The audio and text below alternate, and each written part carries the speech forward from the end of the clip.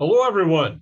Let's talk about chapter one. This will be part one of chapter one, which of course is mass communication and a critical approach. So let me share the screen with you here for the PowerPoint, which you can find, by the way, in this week's Canvas module. That'd be module number one, obviously with the week.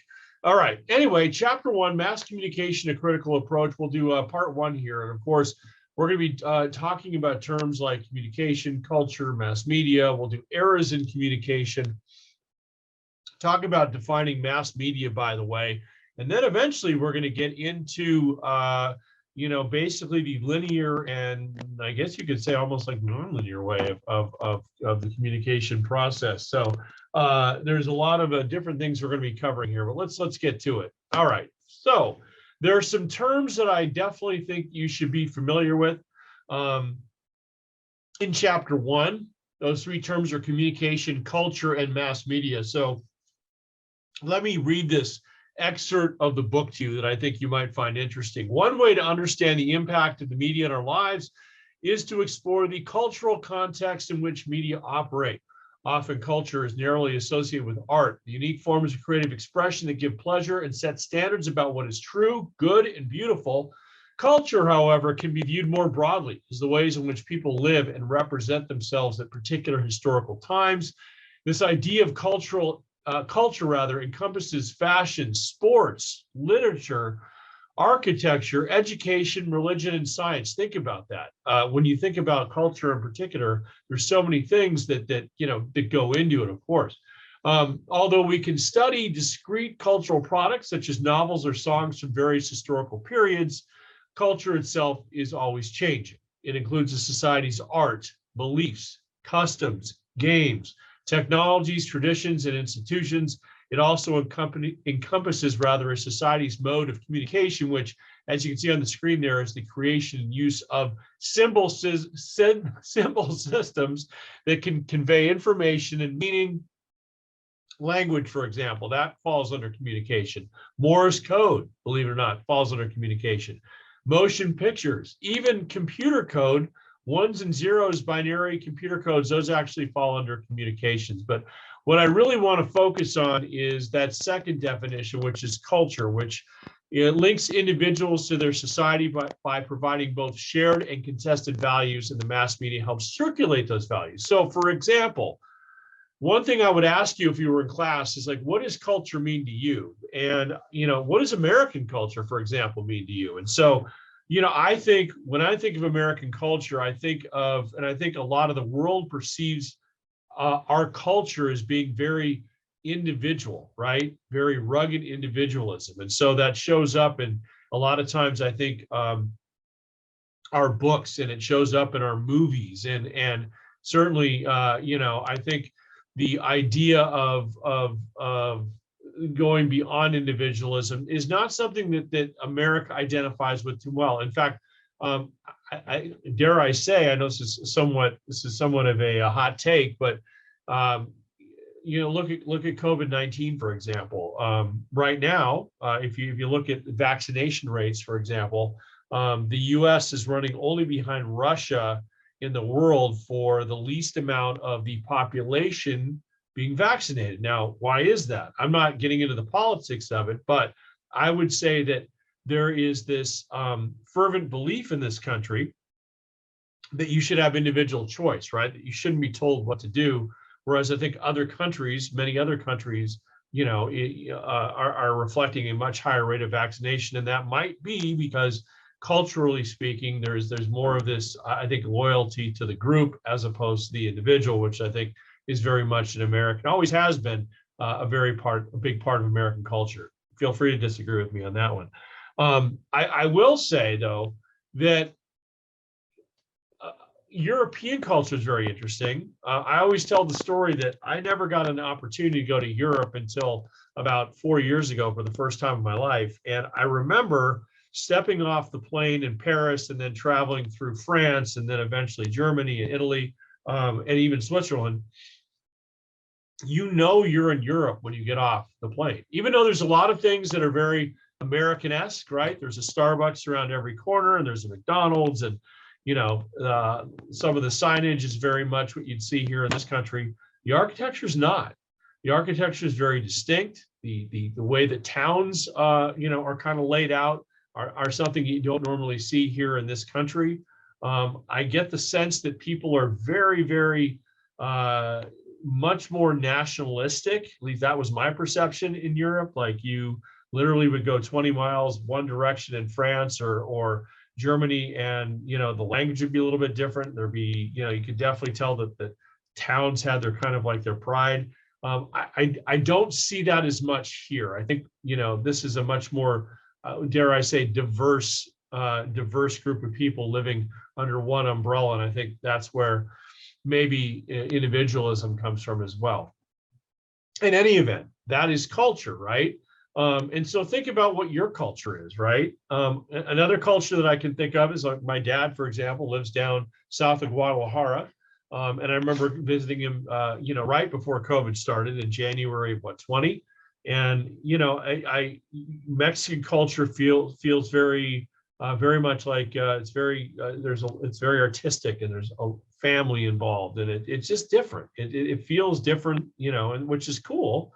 Than American culture. So again, think about culturally what binds us and what you think of when you think of culture, right?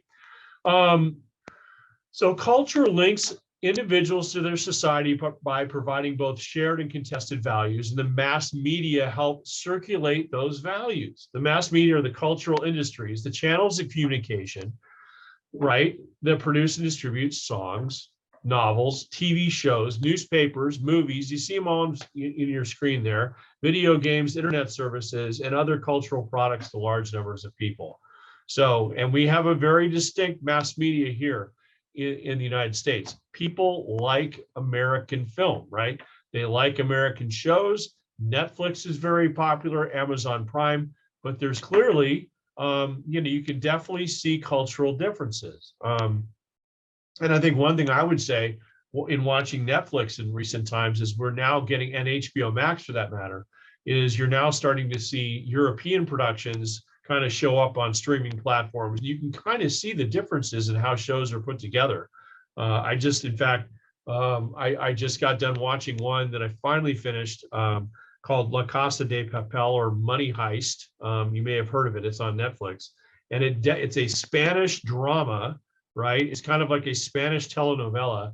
And it's got a very distinct feel to it that feels different than what you'd see here, maybe on American television. Anyway, so those are the three definitions. Make sure you kind of, for sure, remember these, because you might see these on a future quiz or midterm or final. Communication, culture, mass media. Read more in your book about it. All right, let's talk about eras in communication, though. Okay, so here are your 5 eras in what I call human communication. Oral communication, we'll go through all these one by one. Written communication, print communication, electronic communication, and digital communication. Now, interestingly enough, these eras, which all still operate to some degree, okay, they're all still in play, right? And the last 3 phases feature the development of mass communication. So when we talk about the term mass communication, definitely related to printed, electronic, and digital, right? Which is the process of designing cultural messages and stories and delivering them to large and diverse audiences through media channels, as old and distinctive as the printed book and new and as converged as the internet. Okay, so certainly oral communication, if we start there, you have to go back all the way to the beginning of time to have man figure out, and I use the term man as sort of a, kind of a common term, not a specific term, but mankind, okay? Mankind had to figure out how to communicate, right? So one of the things that this book in particular, doesn't do a very good job, I think, describing is how rudimentary we started, right? So think about it from a standpoint, if you go back to early man, right? And the fact that there was, several thousand years ago, there was no language. There certainly wasn't anything like that you could write down. We didn't have the internet. We didn't have texting on phones, right? We were just surviving. And so there was, for example, one of the reasons that speech had to develop is because when we were very early in the process trying to survive and hunt at night, you really, you could only use hand gestures during the day. Grunting was, there was no language, right? There was no common language. And so man was almost forced to come up with some kind of like oral language or communication in which to communicate to survive, right? So eventually, of course, that leads to the alphabet, right? As alphabets and the written word emerged, a written or manuscript culture began to develop and eventually overshadowed oral communication. And think about it from oral communication standpoint. Let me jump here real quick. Remember, information and knowledge were first circulated very slowly through oral tradition. Think about it from the standpoint of if eventually you start to have people that can talk to each other. Obviously, Charles Darwin postulated that commands could be given from the strong to the weak. Okay, stories were didn't mean to jump there. Stories were passed on by poets, teachers, and tribal storytellers. So nothing written down yet, just stories, right? Just stories. And think about the reliability of the story. Think about you getting told something from a friend or a family member, right? Some kind of cool thing that somebody has something that happens to them, and they're like, "Oh, I got to tell you about this," right? And then they tell you the story, and then you turn around and you start telling it to other people. Well, the minute that happens, things change, right? You're not trying to purposely change the story. It's just that how we recall facts in many ways has a tendency to sort of like slightly change as the story gets told and retold and retold. So the accuracy of it, not exactly, not exactly on par. So I don't know if you've heard of the game of telephone. One of the things that I've done in the past in the classroom is, if I have 30 students, is tell the first student, tell them something, specifically, and say, hey, pass that on to your neighbor. And then by the time it gets to like student number 30, and I say, hey, what did you hear? It's completely changed because it's not written down, because somebody's interpreting it every time they talk to somebody else. Somebody's either, maybe there's some noise getting in the way, like they can't hear because other people are talking, or they didn't quite hear the word clearly, or they just interpret the story differently. It's really interesting how that works. So that's why, for example, early stories in the oral communication, which were passed on by poets, teachers, and tribal storytellers, not necessarily the most accurate, right? And so the growth of society was slow because memory was limited. But that does change, right? With written and print communication, big change, right? Because now, well, first of all, before you can actually physically put it on paper, you have to come up with the idea of what a symbol represents, right? So a symbol needs to represent a spoken sound and on what type of surface, right? So first of all, sign versus phonetic writing, right? Think about it from the standpoint of, we have an alphabet, A, B, C, D, E, F, G, combine the letters a certain way, have the sounds combined a certain way, and you've got yourself language, right? But if you've ever seen Mandarin Chinese or Korean or anything basically from the Far East, that the way that the Chinese do letters versus the way that we do letters here in America is completely different. But yet it's a system, right? So you have to have a system of symbols that represent spoken sounds. All right, so now how about writing, right? Where do you put it? Okay, so, well, that obviously starts with, a surface, right? So early on, right, the Sumerians had clay tablets.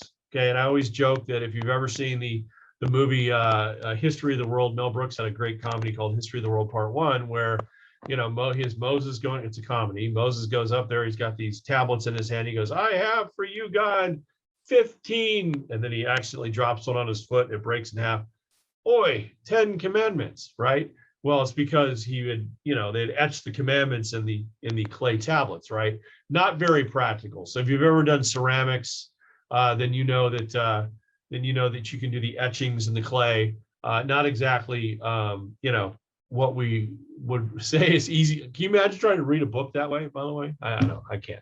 All right, papyrus, right? The Egyptians would pound out like plants, right? Plants, and eventually get it to be where it was kind of this fine surface, and it wound up being something you could write on. That was very interesting, right? Parchments made from animal hides. Okay, so the very early stuff was yeah. Could you write on it? Sure. Was it practical? No. Okay. The Chinese create paper 1,000 years. That's what starts it, right? The Chinese 1,000 years before it appears in Europe. And eventually, of course, we have paper, right? And so once we get paper, and once you have the ability to put something on paper, now you can more accurately pass along stories, rules, laws, right? Edicts, whatever you want to call it, because it's absolute. So take the 30 students in class. I hand someone a note that has a printed message on it. That person slides it to the person next to them, and on it goes for 30. It's still going to be the same message, 30 students later, because it can't change because it's on paper, right? All right. Obviously, the social impact of writing was tremendous. Okay. If you were educated, you had power. If you were uneducated, you did not. Okay. That starts very early on. And it's still the truth today, right? Everyone says get an education, right? Learn to read and write. And those that don't get an education are at a disadvantage, an extreme disadvantage. That was true from the very beginning of time. It's true today in 2022. Greater access in general meant greater power. Okay. That's still true today. Writing made it easier to nourish a permanent body of knowledge. Okay. So the fact is that, if you document things, certainly that leads to a more permanent body of knowledge.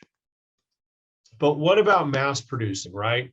So the fact is that, and we'll hit this at times this semester with how that's changed, but basically the Chinese also were, they invented paper. They're also credited with inventing block printing in 1045 AD. So basically the fact is they could take wooden blocks that had figures on the ends of them, and dip them in ink and stamp them on the paper, and that's how early iterations of writing showed up on paper, right? But it wasn't being mass produced. That doesn't happen, by the way, until Johann Gutenberg comes along in 1453. We'll talk more about him as we progress here, because he's a huge part of human history, right? He actually published the Bible in 1453 on a movable metal type, which basically made mass production of writing a thing, right? He was, because of him, basically printing and presses and publications spread rapidly across Europe in the late 15th and early 16th centuries. Basically, books went from being something the powerful could only read to a broader audience. Okay, when we get into books in probably about 2 months, you'll hear me repeat this, that books were put together in monasteries prior to Gutenberg's invention. They were works of art. They were worth, in today's dollars, thousands of dollars. And of course, you mass produce something, and of course, the price goes down. This is true with Gutenberg's invention of writing. It also led to nationalism, right? That you could, there's things that in regions of Europe and that you could, that you could write down and spread, okay? And think about the not just the spoken word being powerful, but the written word being powerful, right? And how about the Protestant Reformation, right? Martin Luther infamously put nailed his ideas of how man should relate to God up on a church in Germany.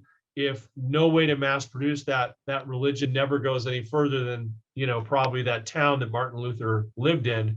But of course, being able to mass produce it on paper and distribute it over a wide swath of land in Europe led to the Protestant Reformation, right?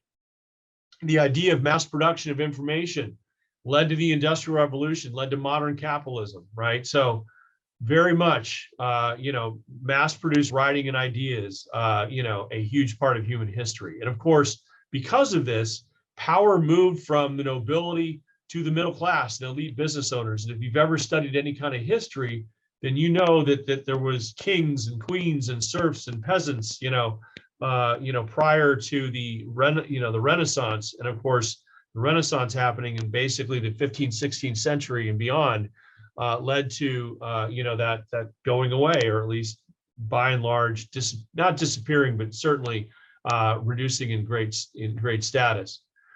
Next up, you have the electronic communication, right?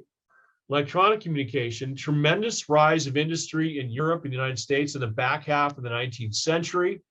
During the 1880s, roughly 80% of Americans lived on farms and small towns, but by the 1920s and 30s, most had moved to urban areas, gave way to new industries and economic opportunities. No accidents that many forms of mass media popped up during this time frame.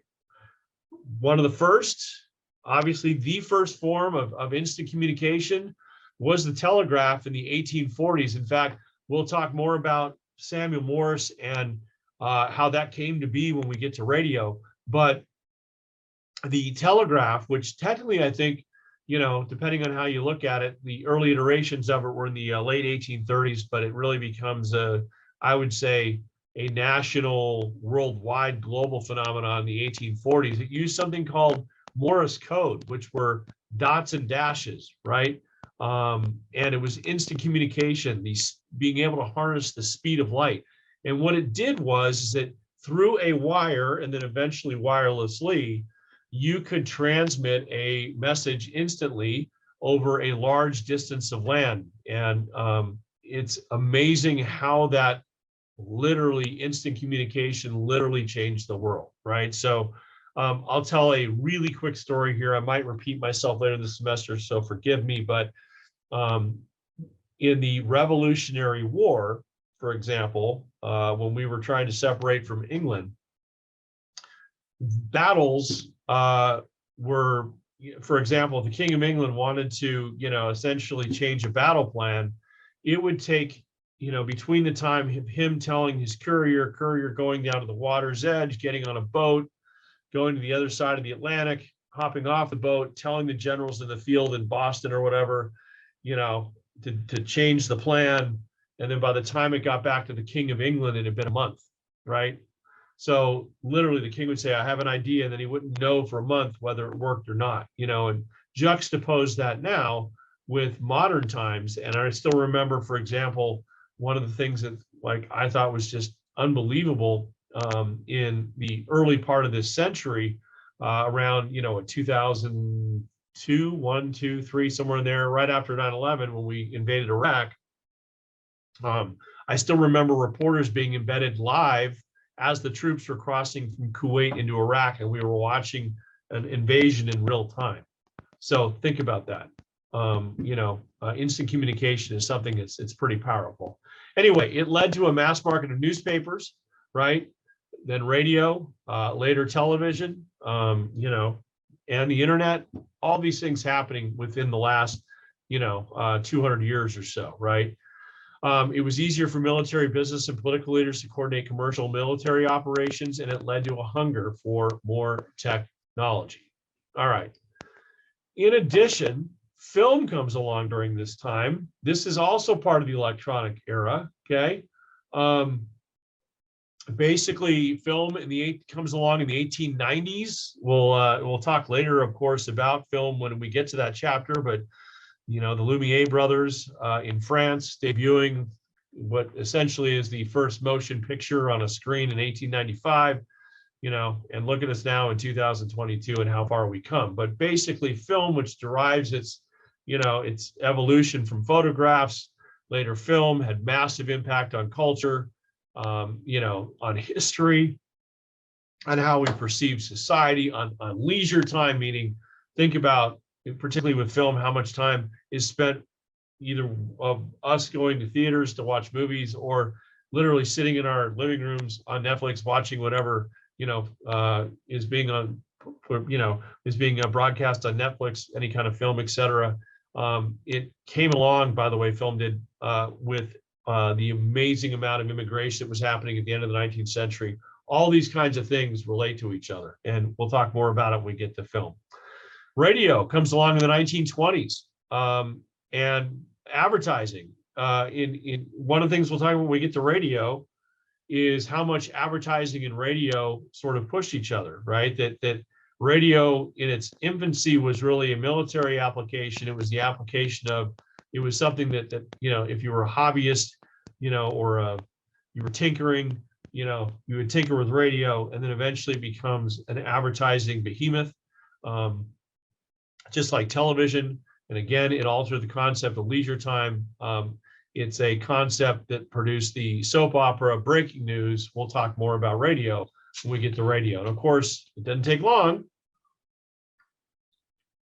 for society to be hearing radio, a radio broadcast, a live radio broadcast, and not just wanting to hear audio signals, but see images, right? To see video. And so television comes along just a few short years after radio's introduction. And of course, it grew exponentially. And I can't wait to tell you how television shaped radio's future. And by the way, how it impacted film. It's a fascinating tale. And that's something I'm definitely going to be talking about as the semester progresses.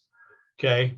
But the bottom line is all three of these things, film, radio, television, had a tremendous impact, not just on our culture, but how we interact and continue to interact with each other from the time they were created to modern times. All right. And then finally, probably the last, great invention of the electronic communication era was personal computing, right? The personal computer coming out in the mid-70s.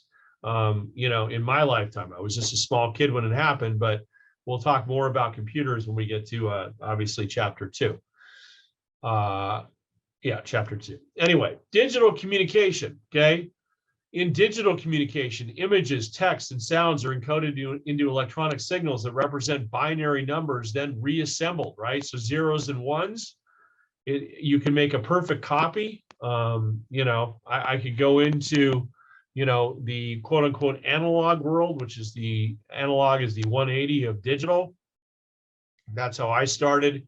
Where you'd make a mixtape, for example, a cassette tape, and you'd record all your favorite songs, and then you'd run the tape off for a friend, make a copy, friend would put the copy in, it wouldn't be quite as good as the original, and then on it went, right? Well, you don't have to worry about that in digital because of those binary numbers, we can make exact duplications of things and without loss of any kind of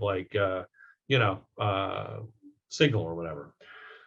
Traditional media loses control over information in the digital era because it travels faster and spreads further than ever before, right? So,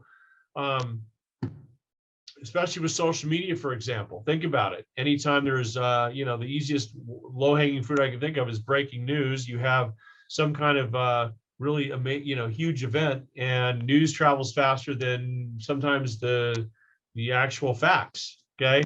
It happens all the time. It happens during, I remember for one of the first examples I remember that was of Hurricane Katrina back in 2005. I think it was 2005, where, social media was kind of in its infancy, and that news was traveling faster, and there was information getting thrown out there by news organizations that was just wrong.